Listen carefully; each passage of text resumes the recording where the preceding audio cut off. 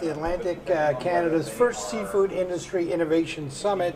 Been great conversations that are happening, good collaboration across all 4 Atlantic provinces. David, why don't you go ahead and introduce yourself and tell us a little bit about what you do? Sure, Alan. So my name is David McNally. I'm the founder and CEO of Agyle Intelligence. We're a digital transformation company based out of Prince Edward Island.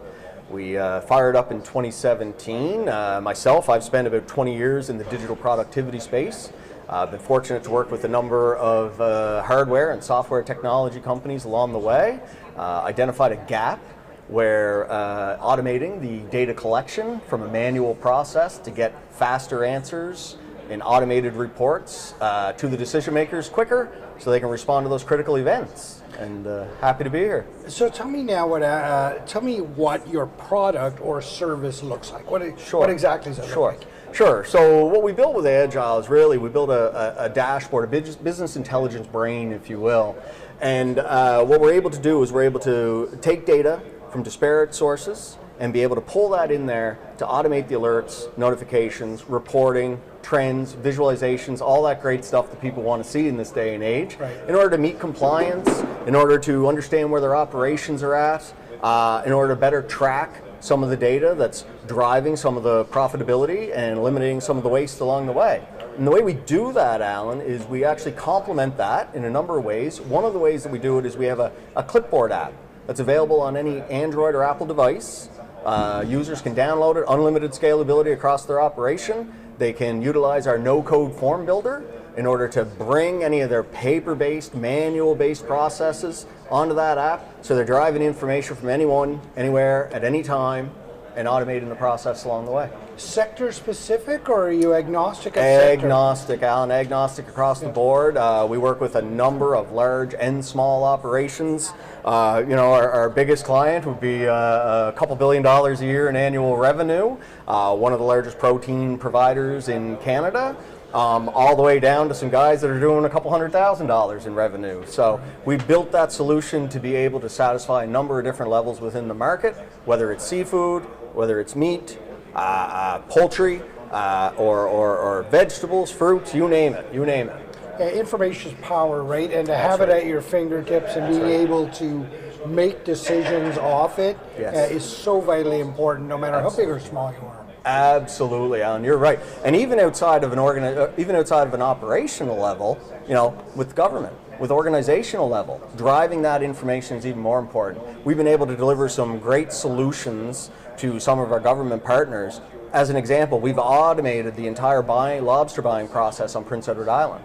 So everybody who buys lobster on Prince Edward Island enters that catch-related information into our platform, streams it right to the department, so they have access to that economic impact. They can understand where there might be some gaps and areas where they have to address in order to make sure that the industry is getting what they need. Wow, that's fantastic. So here you are at the Seafood Summit here in beautiful St. John's, Newfoundland. First time up here, loving it. Go on. Yeah. Well, welcome. Thank you. It's a wonderful place.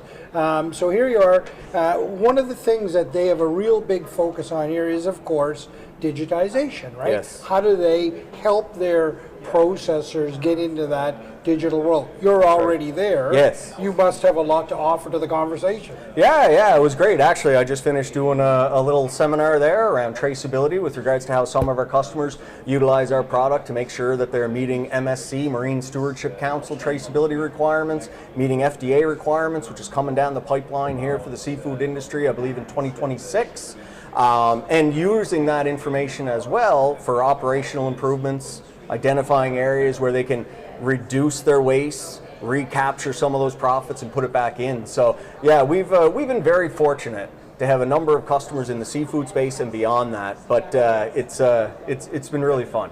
So you tapped onto another theme of the conference here, which of course is that kind of how do people find value in what was once a waste product? Absolutely, yeah, that's a big topic here, isn't it? Love seeing that. The money, the profit, if you will, I was once told, is in the waste. So anytime that you can identify where that waste is happening, that you can claw back some of the process around why that waste is happening and improve upon it, it can make a huge difference to a bottom line. Outside of seafood, but specifically in the meat space, we've been fortunate to work with a large poultry producer in Atlantic Canada, where we've been able to save them, combined with some other processes, Alan, don't get me wrong here, right? There's a lot that goes along with this. Right. But we've been a key contributor to them being able to recapture almost $10 million in waste savings since 2017. Isn't that fantastic? It's fantastic, yeah, it sure is. Automation, another big thing, again, right? Data driven. You need you need the information to make decisions. That's right. Drive your return on investment. You're helping in the automation space. Yeah, absolutely. Again, a lot of our customers who do use full automation, they complement that with Agyle in order to help them collect some of the data around that. Because what we find, and this is really why I built Agyle, was that gap where it didn't matter if I walked into a Fortune 500 company who was fully automated in their process, somebody's still walking around with pen and paper doing checks on that equipment, right? So we're able to help them with that side, but we're also very fortunate that we've got a great partnership with some equipment providers up in Ontario and around the world who are providing further automation to the industry, and we're helping them with the processes as well. The graphic user interface on a tool like this has got to be vitally important. Otherwise, people just say, I'm not bothered with this. Tell me about how you take that to the level that makes it easy for people to use. Well, one thing that we identified, Alan, was that when you roll out a solution like this, when you go into this digital space, it's great if you have the executives who are on board and the executives are saying, right, this is what we need and this is why we need it. But really, you got to focus on that user level, because it's the people who are entering the data. If you don't have them engaged, and if the solution is cumbersome at that level, it's going to fall down. Right. So we were fortunate to have some real early adopters in our solution, and when we rolled out, we focused very heavily for a number of years on that user experience. So driving that user experience, making sure that the way that they're handling the system, the way that they're entering data into the system, and that's getting translated at the executive level into reporting, we pay very close attention to that to make it as easy for them as possible. What that all drives? Visualizations, key performance indicators, trends right on the dashboard, or have them emailed to you at any point in time. So tell me, what would an ideal client look like for you? So if somebody's out there listening and saying, do I fit that model? Because I need to make some decisions. What does an ideal client look like? Sure. Well, with our solution, there's a broad range, as I say, we're dealing with billion-dollar companies all the way down to a couple $100,000 companies, right? So there's a wide range of ideal clients that we might take. But to be general, we love somebody who's got a lean mindset, right? Somebody who's got a continuous improvement thought process where they're looking to drive those improvements. They understand that just because they did it this way yesterday doesn't mean they have to do it this way tomorrow. So that's one of the key indicators for us, is if a company has a lean mindset, and they're not just looking to go digital for the sake of going digital. Sometimes those projects can be a little bit challenging, but if they have a lean mindset with a great culture, right? Culture really drives it as well. It's one thing to think you're lean, it's another thing to be able to identify that this operation is lean based upon the culture and the feedback you're getting from the team. You picked up on a really a good term there, and that is continuous improvement. Yes. That's got to be front and center in your mind all the time, too, to make the experience even better. Always, always. We're continuously improving our product every day, right? Even today, as I'm at this conference, we're getting feedback, we're relaying with the team, we're going back and forth with the customer, making sure that we're always continually improving our process and our product. And that really is driven by the customer, right?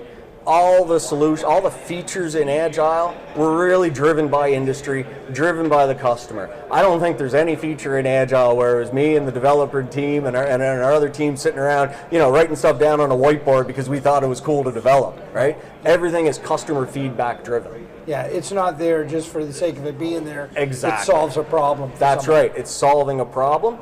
And that's where we get those results, right? And that also dovetails back into that user experience. We got to solve the problems at that user level, because that's the data that the executives need to make good decisions and move things forward. Summit being good for you, the conference being fantastic, fantastic. Having a great time. They did a really good job, especially for a first run, right? They've done a great job here, having a great time. And Newfoundland been good to you so far? Yeah, Newfoundland's been pretty good, yeah. Good. Yeah, can't complain about that. Yeah, that's great. Happy to finally get here and check that box. Listen, it's been great to have you on the show. It's great to be in conversation. What a wonderful solution you have. Thanks for joining us. Thank you, Alan. Thank you. All the best.